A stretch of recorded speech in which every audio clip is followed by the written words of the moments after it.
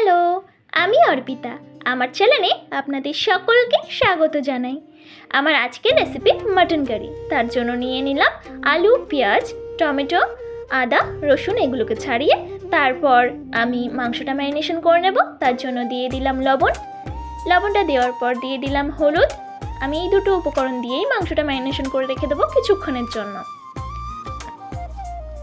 আমি আদা আর রসুনটাকে ভালো করে বেটে নেব। আমার বাটা হয়ে গেছে। এরপর আমি একটা কড়াই বসিয়ে তাতে কিছুটা পরিমাণে তেল দেব, দিয়ে আলুগুলোকে ভেজে নেব কিছুক্ষণের জন্য। তো আলুগুলো যাতে একটু কালারফুল হয় তার জন্য আমি দিয়ে দেব একটু হলুদ। তো হলুদটা দিয়ে একটু নাড়াচাড়া করে ভেজে নেব।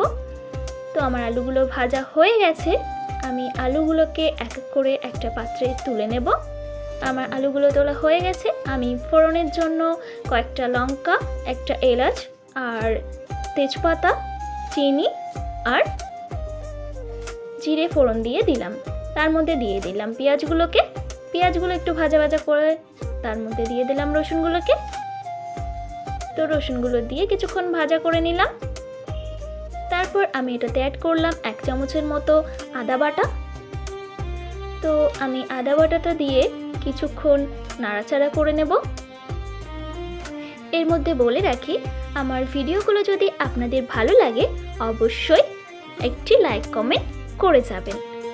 তো আমার আদাটা দিয়ে কিছুক্ষণ ভাজা হয়ে গেছে। আমি টমেটোগুলোকে দিয়ে দেব তার মধ্যে। টমেটোগুলো দেওয়ার পর কিছুক্ষণ নাড়াচাড়া করে নেব। তো আমি এটার মধ্যে একটু লবণ অ্যাড করলাম। তার মধ্যে দিয়ে দিলাম 1 চামচ মতো হলুদ। নাড়াচাড়া করার পর দিয়ে দিলাম 1.5 চামচ মতো জিরে বাটা। তো জিরে বাটাটা দিয়ে একটু নাড়াচাড়া করে নেব। তারপর দিয়ে দিলাম মাংসগুলো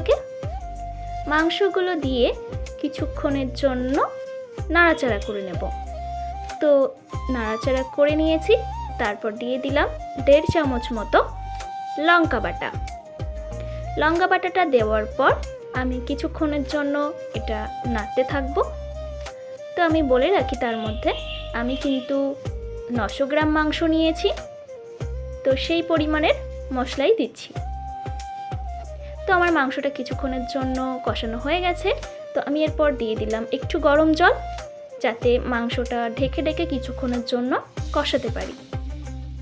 কষাতে যাতে মাংসটা কিছুক্ষণ সেদ্ধ হয় সেই জন্য। তো আমি ঢাকনাটা দিয়ে দিলাম। তো আমি এবার ঢাকনাটা তুলে নেব। ঢাকনা চাপা দিয়ে আমি প্রায় 20 থেকে 25 মিনিট মতো কষিয়ে নিয়েছিলাম। তো তারপর আমি এটার মধ্যে দিয়ে দেবো একটু গোলমরিচের গুঁড়ো দেওয়ার পর কিছুক্ষণ নাড়াচাড়া করে নেব। এবার মাংসটা আরও কিছুক্ষণ কষিয়ে নেব। তারপর আমি দিয়ে দেব ভেজে রাখা আলু আর চর্বিগুলোকে। এগুলো দিয়ে আমি আরও কিছুক্ষণের জন্য নাড়তে থাকবো, যাতে চর্বির মধ্যে যে মাটনের যে গন্ধটা থাকে সেটা না থাকে তার জন্য। তো আমি এটা দেওয়ার পর মাংসটা আরও কিছুক্ষণ কষিয়ে নিলাম। জলটা শুকিয়ে গেছে মাংসের মধ্যে থেকে, একদমই এক ফোঁটাও গ্রেভি নেই। তো আমি এর মধ্যে এবার গরম জল দিয়ে দেব। তো আমি গরম জলটা দিয়ে দিয়েছি। তো মাংসটা হতে থাকুক, তার মধ্যে গরম মশলাগুলোকে বেটে নেব। আমার গরম মশলাগুলো বাটা হয়ে গেছে। তো আমি মাংসটা আরও কিছুক্ষণ ফুটিয়ে নেওয়ার পর আমি নামানোর কিছুক্ষণ আগে গরম মশলাটাকে দিয়ে দেব। তার মধ্যে একটু লবণ দিয়ে দেব, কারণ মাংসে একটু লবণ কম হয়েছিল। তো তার জন্য আমি আরও একটু লবণ অ্যাড করলাম। তো আমার মাংস রান্না করা হয়ে গেছে। দেখতেই পাচ্ছেন কত সুন্দর কালার এসছে মাংসের।